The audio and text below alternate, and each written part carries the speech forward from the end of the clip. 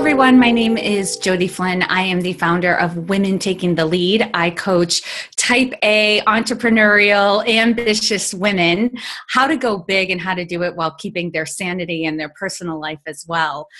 I graduated from iPEC in 2010, and what was happening for me at the time, briefly going back, I had graduated from college with my bachelor's in psychology, had started working on my master's in counseling psychology, and actually was almost finished when I realized I was going into social work, which was not what drew me to psychology. I love talking about the potential that human beings have, what we're capable of. I'm fascinated by the way our brains are designed and why we do what we do. And in social work, it was dealing with a lot of dysfunction and tragedy. And I knew at that time, I was not wired for that type of work. And so I needed to pivot and do something different. So I went into an entry-level position at a mutual fund operations company just to pay the bills, to figure it out. And I actually did very well in that environment, definitely thrived and was promoted rapidly, and was happy until I started getting bored. And the question started, is this it? Is this all there is?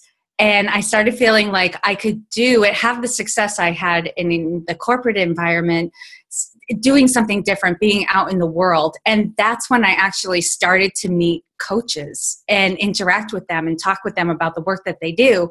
And I discovered coaching was everything for me that I loved about psychology and what drew me to psychology.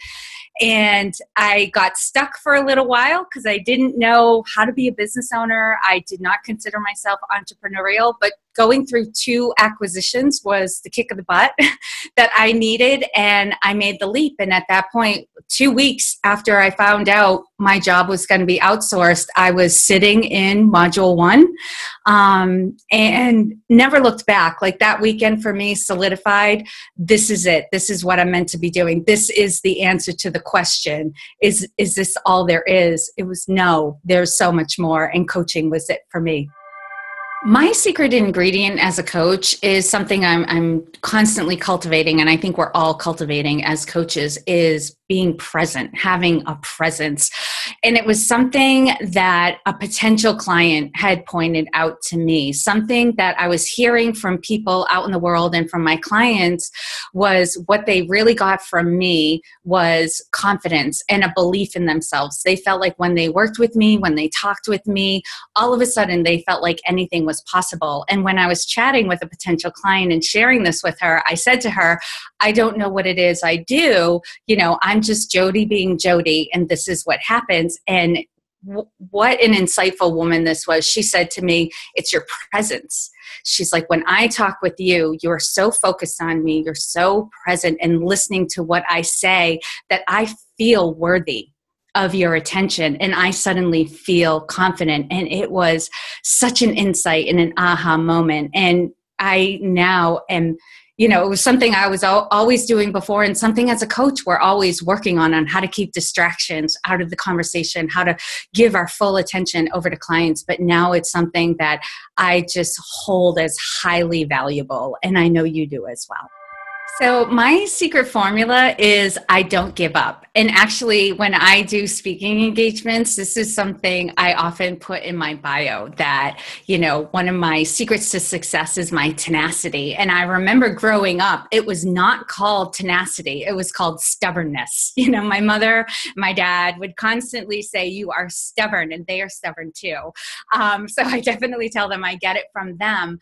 But I think that's something that just doesn't work for me when I believe in something, when I know. And I feel so much that the work that I do is mission driven. I feel like it's the reason why I'm here. And so when I want to do something, I just keep going until it becomes successful. Is everything successful right away? No. Is it easy? No. But it's the ability to keep showing up, to keep trying, the proverb, fall down 20 times, get up 21. That's the wrong number. But you see what I'm saying is that you have to keep going. And especially when, I mentioned earlier, part of what held me back from making the leap into coaching was I didn't see myself as an entrepreneur. As an entrepreneur, there's a little bit of risk taking, but I've definitely become comfortable with that because I realize without risk, there's no reward. And that by taking the risk, by putting myself out there, by being vulnerable, by sharing myself, I actually find support out in the community when I'm sharing what I'm doing and what my mission is. People who are aligned with my mission seek me out and find me and ask how they can help me. And so that's just been a part of it and I would say to anybody, if you believe what you're doing, if you are mission driven, then there is no giving up. Like I mentioned before, what gets me really excited and fired up is I know I'm living my purpose. I do have a mission. There's a larger mission and there's a smaller mission. Like I described earlier in my coaching business, I focus on women and specifically type A women who are entrepreneurial and ambitious and are going after big goals, mostly because they're much like me and they connect with me. So it's easier for us to make a connection and for them to see that I can provide value for them. So just from a business perspective, that's who I'm focusing on. But originally, one of the things that really got me fired up about coaching was I read Eckhart Tolle's A New Earth.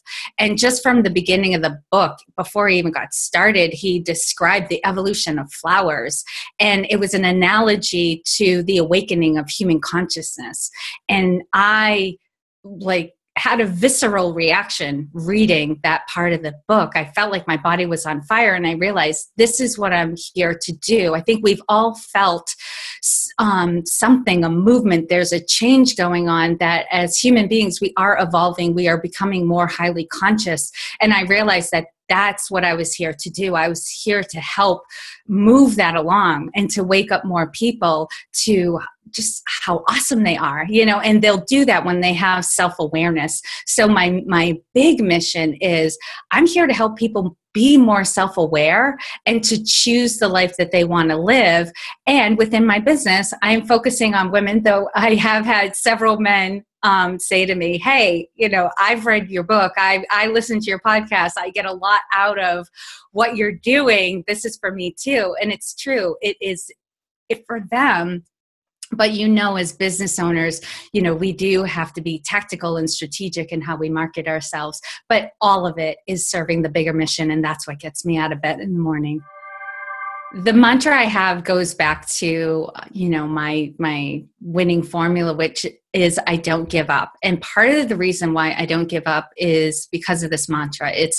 I'm divinely guided. It's not just a mantra I have, it's a truth I live by, so that even when things are confusing, even when it gets scary, even when I'm doing things and I'm not sure how it's going to turn out, I remind myself and repeat to myself, I'm divinely guided. That if I'm here for a reason. I'm in this, if I'm about to do a speaking engagement, I'm getting sick to my stomach because I'm so nervous, I calm myself down by reminding myself I'm here because I'm divinely guided. God brought me to this moment. I'm here to serve. And that's part of the reason why I don't give up. I just keep going. One of the things I had to break through to get to this level in my business, I've been in business for over 6 years now. I have a podcast. I just released a book. I have a healthy roster of clients who I love working with. But what I really had to get over was that I'm ordinary. For the longest time, I would and I just wanted to be an ordinary person. And I share that a little bit in the story in one of my bonus episodes. I grew up Catholic and, was inspired by the stories I heard as a young child of people doing great things in the world, and God reached out to them and through dreams or angels and told them, I'm calling on you to do great works. And then as you get older, you start hearing the whole story. And a lot of these people died violently or they didn't have happy endings to their stories. And I think as, you know, at that age and when I was hearing these stories, I got scared. And so I would actually pray to God, like, don't call on me. You know, I went from waiting for that call to thinking to myself, don't call on me, don't call on me. I don't want to die, you know, and I got really afraid and I could cry when I think about that, like how scary it was. And knowing that, because I knew in my heart of hearts, I was here to do something special, but I was praying to live an ordinary life. And, you know, you can just, and I'm sure you've had that feeling a time or two where it just gets scary and you don't want, you know, the risk, but you know, that's what you're meant to do. And, you know, I finally, you know, reading Eckhart Tolle's book, seeing the vision of what could be, knowing how many people I could serve, I had to get over wanting to be ordinary and to acknowledge that I'm here for a reason, that I am being called, that I am special. And we all are. Like, my specialness, my awesomeness doesn't take away from anyone else's. It actually adds to it. It's like the Marianne Williamson quote, you know, by letting our own light shine, we give others permission to do the same. And the bigger I live and the more I broadcast what I'm doing in my mission, the more people will feel freedom to do the same. And so I really had to get over that, and really, you know, it makes me laugh that now part of the marketing we do as coaches is telling people how awesome we are and how great it is, you know, to work with us. You know, to some extent, you have to put humility aside to really help people understand the power of the work that we can do as coaches. And so getting over that, you know, wanting to be humble, you know, having humility, you know, living to be ordinary, and now, you know, passionately going after living an extraordinary life, that was a stumbling block for a time, but not anymore.